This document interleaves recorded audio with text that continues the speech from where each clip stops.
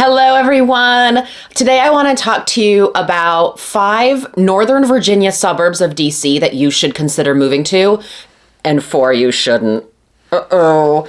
All right, everybody. I know it is so hard to move to this area with such a variety of choices and cost of real estate, and you've probably checked sites like niche.com and wondered if their rankings were accurate. Newsflash.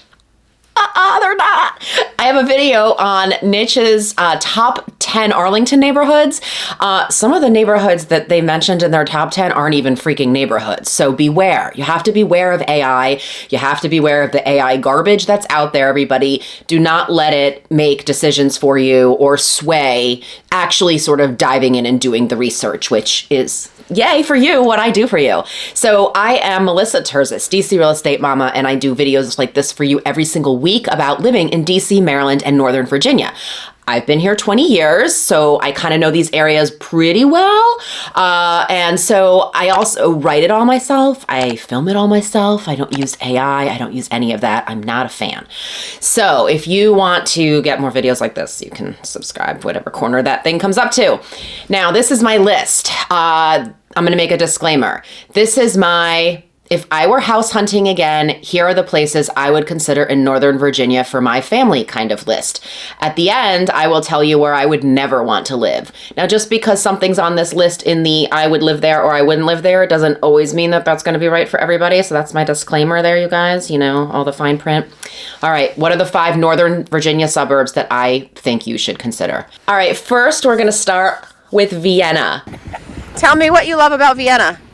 Well, I love Fresh Market because it's great. But, yeah. I live right on this side of it. It's just a quaint little town. It's perfect. That's awesome. I admit it, you guys. I am a Vienna booster. I feel like Vienna wins best all around if we were busting out the yearbook superlatives. At least for me, I feel like it's filled with family-friendly neighborhoods.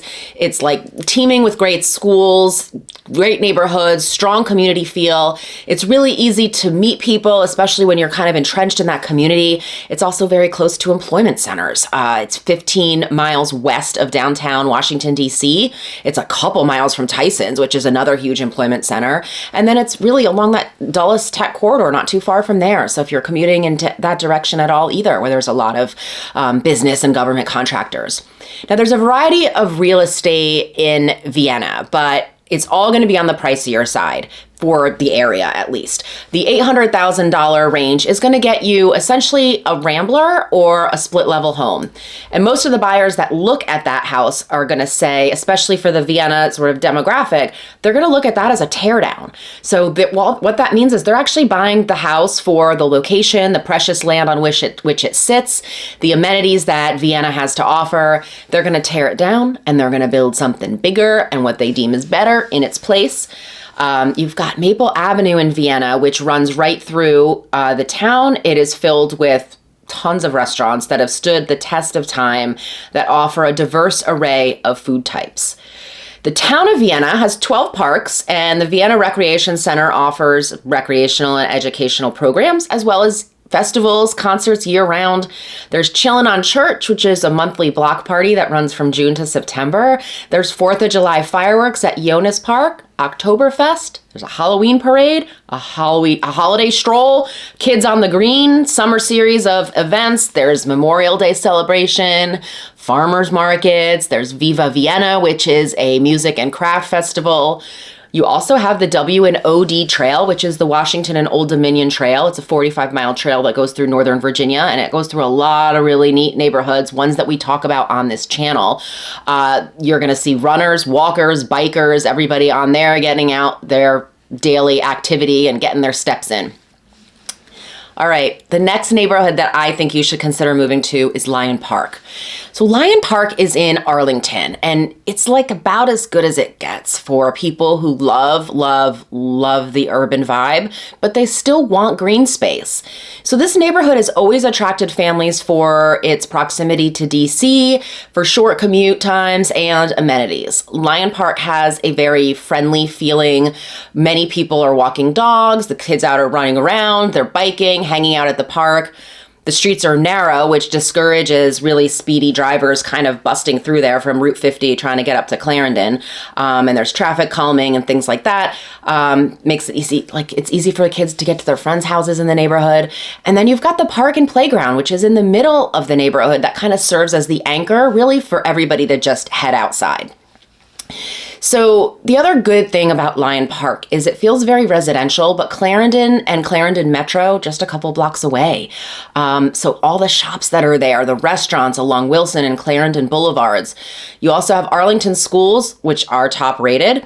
And you will see a lot of people who live here kind of pre-kid, and then they stay in the neighborhood once the kids pop on the scene. Homes are expensive though. They start in the 800,000s. If you're lucky, they're probably going to be higher than that. They go well into the 2 millions. This is a neighborhood that was ripe for a lot of tear down and redevelopment. And so you will see houses that don't have a lot of green space in the yard, but you do have it in the neighborhood with the park. Next up, Delray in Alexandria. If living in a neighborhood with only local shops, delicious mom and pop restaurants, tons of walkability, and this great and really strong sense of community sounds like a dream, Delray is your spot. It is that dream. This neighborhood is super popular among both families and those without kids. Delray is very walkable, and it's stroller and kid friendly as well. Now, you can find row homes in Delray. You can also find just townhomes and duplexes sprinkled throughout the neighborhood in the $500 to $1.5 million range. If you want a single family standalone home, nobody attached to you, prices range from like the low end, the 600,000 and 700,000s, but that's like something that's going to need a full renovation, all the way up to like the mid 2 millions. The popularity of Delray has driven home prices really, really high here. And the prices, you're probably wondering, like, why do the prices vary so greatly? Well, it's because of age, condition of house, square footage, and location. Most homes that are in the lower price ranges, like I said, they're going to require a lot of renovation, but people were willing to take that on just to get into Delray because it's such a great happening little neighborhood. One thing to know, though, and I've said this in almost every video where we touch on Delray or talk about it, wet basements are kind of a thing here. The city of Alexandria really screwed something up with the storm drains. It's not wet drains for like the sea level. It's just wet drains because the storm drains weren't upgraded the way that they should have been. They've been working on that project, hoping to get that resolved in 2024, maybe into 2025. But just make sure that you inspect your home absolutely thoroughly.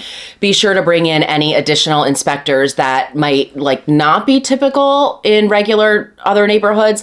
And what I mean by that is like mold. So if you've got leaky basements, you might have mold behind the walls. It just might, if something you're sensitive to, that's probably something you would want to do an air quality test for.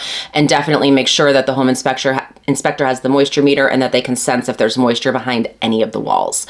And just know also that no matter what you do, and no matter how hard you try to make sure that there's no water coming in, there still might be water coming in. Like, I had clients bought a house and they said there were 2 sump pumps, and they went through all of this explanation of everything they did to keep water out and the regrading and the shoring up the foundation and all this other stuff. And my client still ended up with an indoor pool. It's terrible. And that's because those sump pumps weren't connected underground. I don't know if they got disconnected or the person that put them in was just a bunch of nonsense, fly-by-night kind of stuff, but just something you should know. All right, let's do the next one. City of Falls Church. It was so funny because when I was putting this down on paper, this actually turned up as a question on Jeopardy. It was like, what's one of the smallest cities in the country? I don't remember what the other clue was. It's like, and it's only 2 point something miles long. Well, I was like, wait, Falls Church. Anyway, the city of Falls Church stands completely on its own. So cities in Virginia do not lie within counties. The city of Falls Church not only has its own government, but its own school system as well. And the school system is the critical piece here. That's what people love.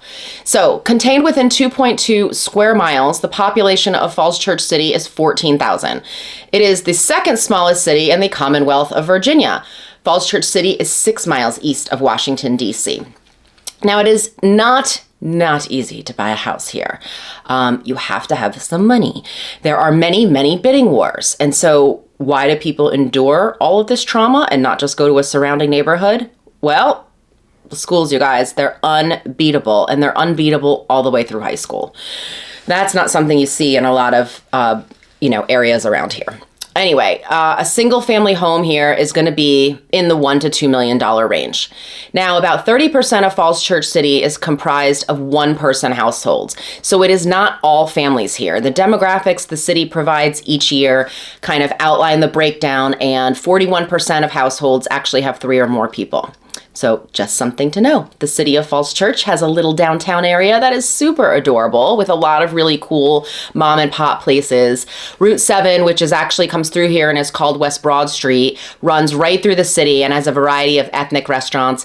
There's Greek, Italian, Irish, Bolivian, Thai, Salvadorian, Jamaican. There's seafood. There's a lot to choose from, and it's all pretty closely rated to like 5 stars. Everything's really, really highly rated. For coffee and pastries, you do not want to miss Northside Social. This is like the place to see and be seen in Northern Virginia. Also, you want to check out Rare Bird as well as Bake Shop for pastries, coffee, things like that. All right, my next suburb, West Springfield. If you have kids and you need great schools and amenities, but you also want to live somewhere without the mansion, somewhere affordable and not high prices. Like pretty much most the rest of Northern Virginia is without a doubt like expensive. You're going to want West Springfield.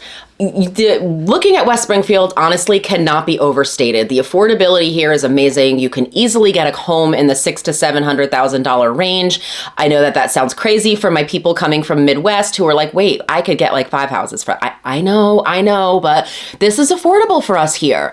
So if you want to spend more, you can. There are neighborhoods that are in the $1+ million, but I think that the great value of West Springfield is the fact that you don't have to do that, and you can get a great house for an affordable price. So this is as great of a low-key family community as you can find here. The Fairfax County schools that serve West Springfield are some of the best in the county. Other things to know, it's definitely more residential feeling than other areas on the list, but you do have a ton of amenities nearby that are so close that you're not going to feel isolated.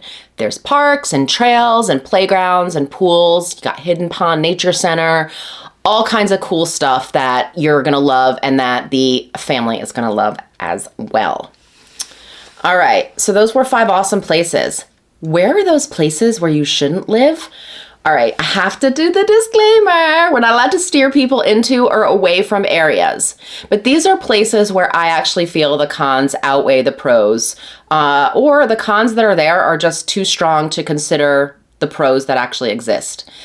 I'm sorry if you live in any of these places or you were considering them. Please don't come for me. Please, I'm so sorry.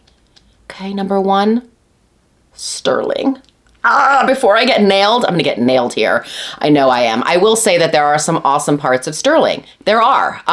The northern parts closer to Potomac Falls are everything the suburbs should be. Lots of big box stores make it super convenient, and a lot of pretty awesome restaurants. It feels clean, it feels new, and of course, my own personal barometer of an if I could live here is there's a Sweetwater Tavern. I love that place, local restaurant. That's just northeast of Dulles Town Center. There's also a Wegmans and a Costco.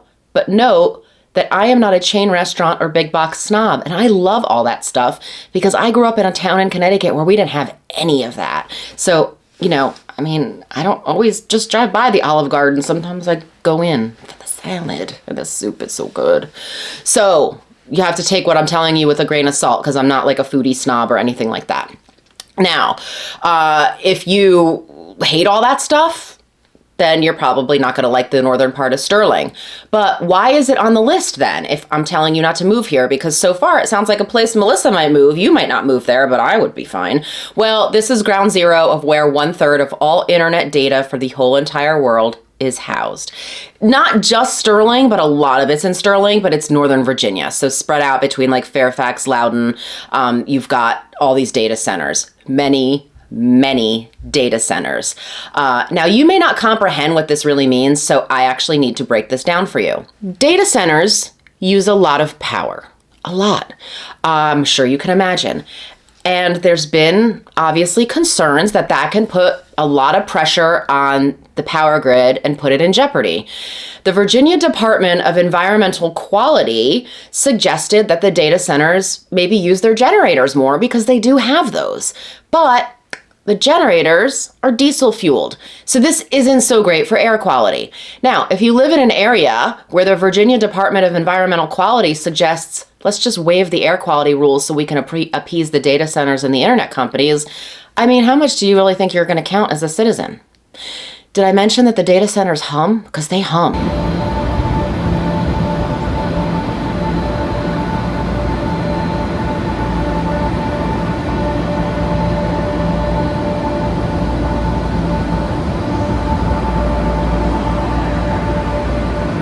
And it's just the background noise of your life. You will never get a moment of peace and quiet, or true peace and quiet, which you would expect living way out in the suburbs, because the humming never stops. I've tried to catch it on video, and you really can't, but when you get out of your car and you're in Sterling, you just hear, there, I've done it for you. Now you don't have to move to Sterling because I've told you what it's like to live near a data center. All right. Well, if that wasn't enough for you, I mean, that would be enough for a lot of people. Let me just remind you here that you're also in the shadow of Dulles International Airport. So if you don't hear the data centers humming, you're going to hear the airplanes. Also, there is a chain restaurant here that I have cut ties with, and it happened for me right here in Sterling. The world's most expensive Benihana BS chain restaurant in the world. So don't go there, seriously. My stepson made us go there. They want like $40 for hibachi shrimp. I mean, even the mom and pop hibachi places don't charge that much. And it wasn't even that good. Insanity. All right, that's my beef with Sterling. All right, next up is Crystal City. Guys, the 1980s called. They want their obsolete office buildings and condos back.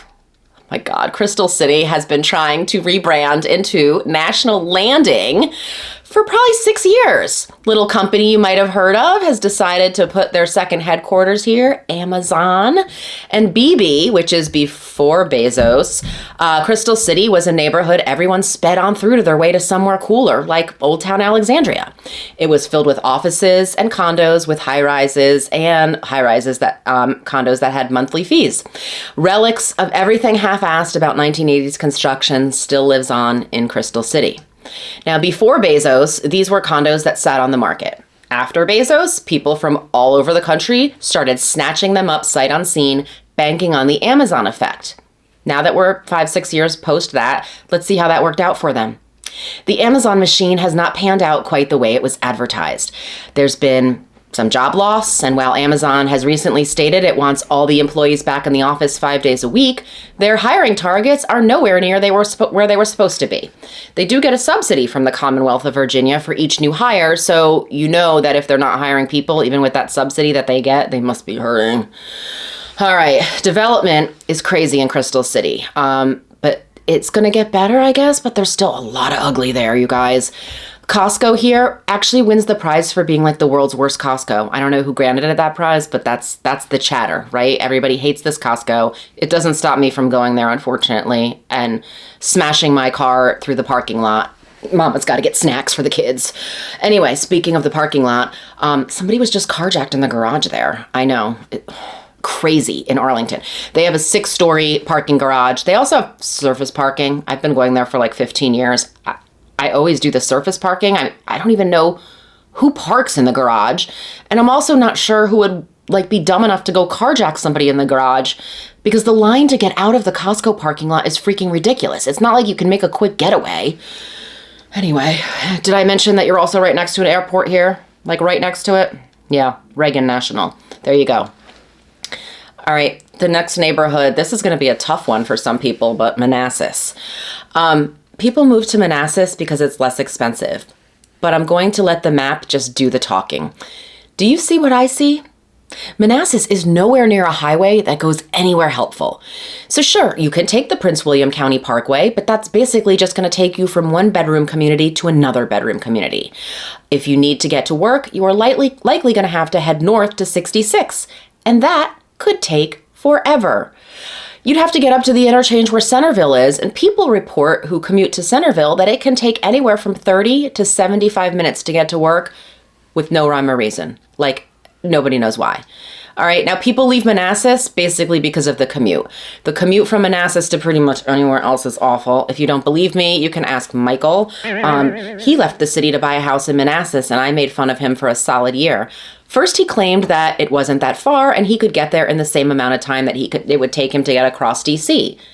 Joke's on him, though. He moved out of Manassas and came back to DC, and you probably will too. I don't know if you'll come to DC, but you'll go somewhere else that's not Manassas.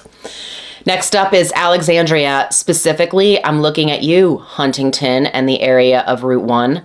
When you leave, the charm and the loving embrace that you are going to feel in Old Town Alexandria and you head south past 495, you are going to wonder, did I just go from Boston, Massachusetts to Gary, Indiana in a split second of my life? Now, after you pass some ugly high-rise apartments, here come the sketchy motels. I am going to let video just do the talking here.